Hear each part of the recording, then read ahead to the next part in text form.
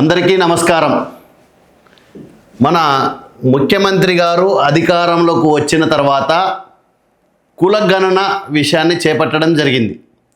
ఈ కులగణనలో ముస్లింలని బీసీలలో అధికంగా చేర్చారు.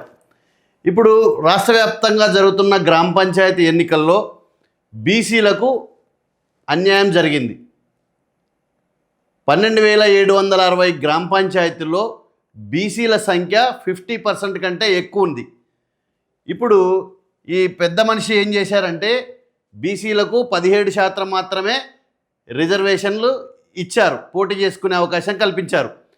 ఈ 17%లో కూడా వీరు చేపట్టినటువంటి కులగణన ఏదైతే ఉందో ఆ కులగణనలో ముస్లింలను కూడా ఇందులో జాయిన్ చేయడం జరిగింది. సో కాబట్టి దీన్ని బట్టి ఏమర్థమవుతుందంటే పూర్తిగా బీసీలకు అన్యాయం జరిగింది. ఇది తేట తెల్లమవుతుంది.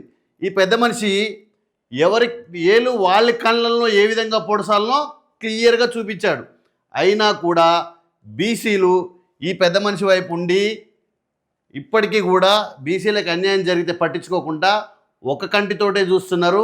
బీసీలందరూ కూడా కళ్ళు తెరవాల్సిన విషయం ఎంతగానో ఉంది. ఇప్పటికైనా మునిగిపోయింది ఏం లేదు. బీసీ మిత్రులారా, అందరూ కూడా బీసీలు ఐక్యంగా ఉండాలి. ప్రభుత్వం నుంచి బీసీలకి ఎంత వాటా అయితే అంత వాటా రావాలి. ఇతర కులాలని బీసీలో చేర్పించండు. దీన్ని వ్యతిరేకించడానికి మీరందరూ కూడా పోరాటం చేసి సాధించాల్సిన విషయం ఎంతగానో ఉంది. జై శ్రీరామ్. ఈ విషయాన్ని ప్రతి ఒక్కరు కూడా బీసీ సోదరులందరూ కూడా గమనించాల్సిన విషయం. జై శ్రీరామ్, జై బీసీ.